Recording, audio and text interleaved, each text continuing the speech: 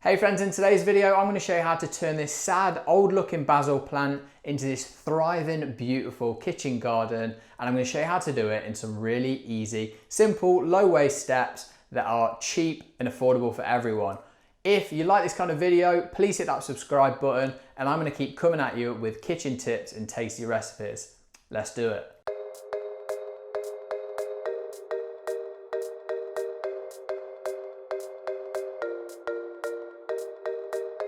So I absolutely love basil, I love pesto, I love everything you can do with basil, and I love all fresh herbs.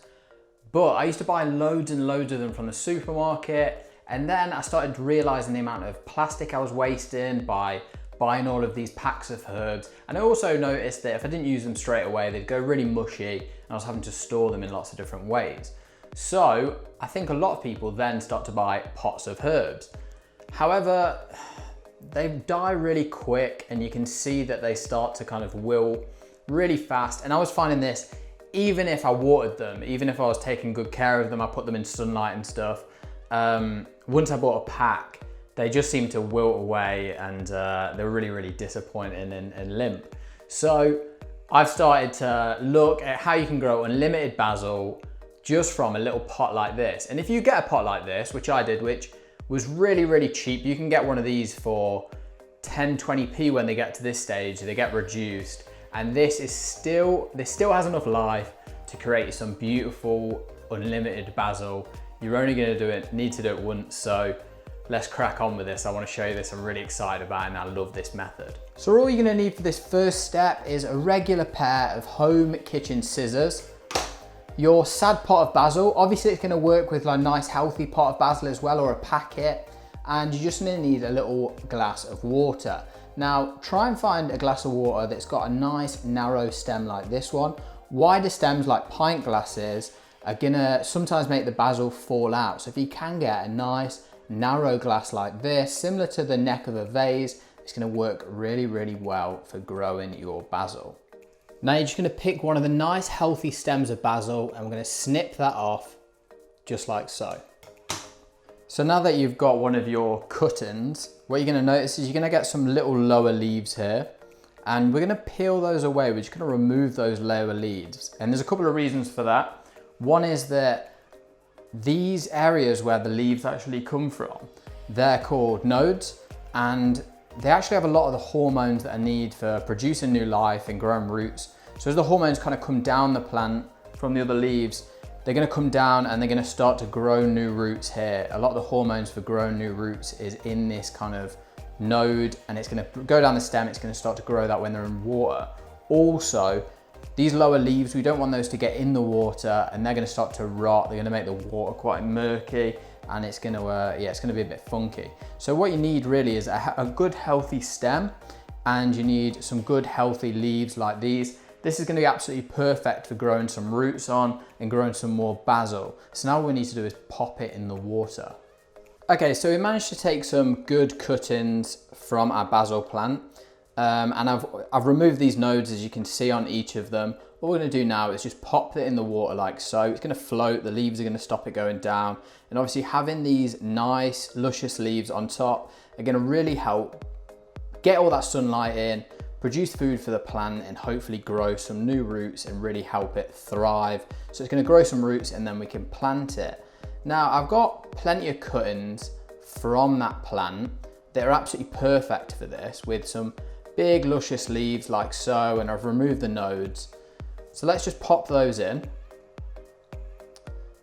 Pop those all in like so. That's beautiful. But then I also found a couple that really need some love and attention. They need a bit of extra care. So I've removed the nodes from these as well. And what I'm hoping is, with all this water and with some nice sunlight on my windowsill, it's gonna really help bring these back to life, make them nourished, vibrant, and I'm hoping I can save these. So there's a couple like this that I think I can save. So what I'm gonna do is I'm just gonna pop those in the water as well, and I'm gonna put these on the edge like so. So they're gonna get the most sunlight. I don't want them to be drowned out by some of the other leaves. So we'll turn that around a bit as well. I'm just gonna drape those leaves over the side, and then we're gonna pop that on the windowsill to get loads and loads of sunlight. So I've popped the basil on a nice bright window ledge, and I've spaced the leaves out as much as possible to make sure that all of them get a lot of sunlight. I've also popped those leaves that need a bit of extra care and attention around to the back. And all we need to do now is top up the water every now and again, because some of it will evaporate on a nice bright window ledge like this one. And we just need to leave them for 3 to 4 weeks, and they're going to start to grow some roots down at the bottom of the glass out of those stems. So after 4 weeks on a bright window ledge, you're going to notice some beautiful results. Here's the start of your kitchen herb garden. So you're going to see now that you've got some absolutely luscious roots growing, and if we just pop that out of the water, you're going to see that we've got roots growing all the way down the stem, out of the bottom as well. And these are absolutely perfect and prime for planting now. Now, when you're planting your basil, you can use some compost bags, and you can also use some little plant pots. But to make this as zero waste as possible, I'm gonna use an old Oatly tub, and I'm also gonna use some soil that I got from the park myself, just to make it as zero waste as possible, and also as cheap as possible for people as well. And I'm gonna show you how we're gonna do that now. So first of all, obviously make sure that your Oatly is empty, because you don't want milk to pour out and make a massive mess. Also, I'd hate to waste it. Then what we're gonna do is take a marker pen or just a biro, and we're gonna start to mark out where we're gonna cut. So I'm gonna leave about 1 centimeter away from all of the edges, and I'm just gonna do this freehand. It doesn't need to be too clean, but then where you can see that the Tetra Pak itself for this tub is folded over, that's gonna give it a lot of strength. So we're not gonna cut past that. So I'm just gonna mark it out like so. Beautiful. And then we're just gonna start to cut that away to reveal a nice opening, a little trapdoor in here that we're gonna start to fill with our soil. So I'm gonna use a knife today. If you're young and you're doing this, please ask an adult, and please be very careful no matter what age you are. But I'm just gonna use a sharp knife to kind of work my way around the tub, kind of scoring it like so. And I'm just gonna repeat that scoring process until it goes through. You can use a knife, a Stanley knife, or just the pair of scissors that you used earlier, and all of those will work easily for this.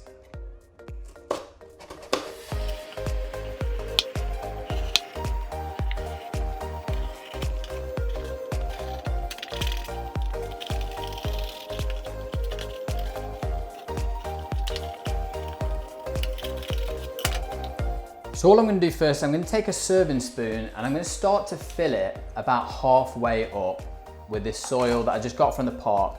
And what's fantastic that you'll notice is the Oatly tub itself actually has a line that goes across here that's going to show you when you're about half full. So that's absolutely perfect. It's really, really helpful.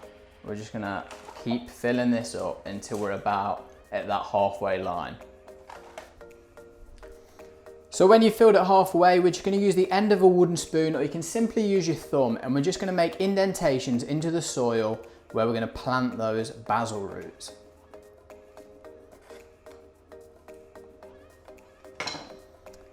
Now we're simply going to take the basil with the nice root like so, and we're going to pop those in there.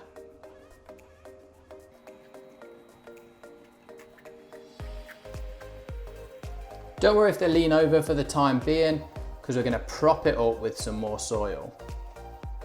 Now that our basil's in position, I'm just going to take a smaller spoon, and I'm just going to start to spoon some more soil in to make sure we fully cover those roots.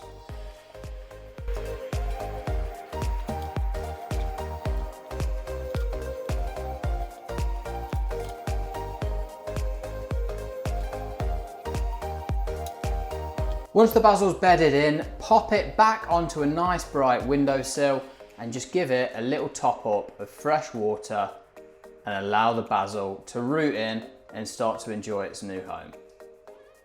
So before you run off and start creating your own little herb garden in your kitchen, I just want to give you another tip. Some of the basil is going to grow really high. It can grow up to like 3 feet plus, and you're going to see some of the tops that will really outgrow the rest. It's going to start to look leggy, and it can get kind of woody, stringy, and it's just not nice basil anymore when it starts doing that.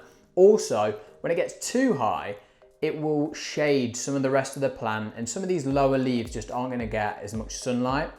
So just here above a lower pair of leaves, at another node again, you want to start to trim the top. And this is after it's bedded in, after a couple more weeks and it starts to really flourish and enjoy its new home. You're going to cut it off at one of those nodes and kind of all bring it all down to the same level. What that's going to do, it's going to encourage the basil to start growing outwardly, stop being so tall. It's going to help produce some more leaves, and it's also going to make sure that all of the leaves themselves get enough sunlight to really flourish.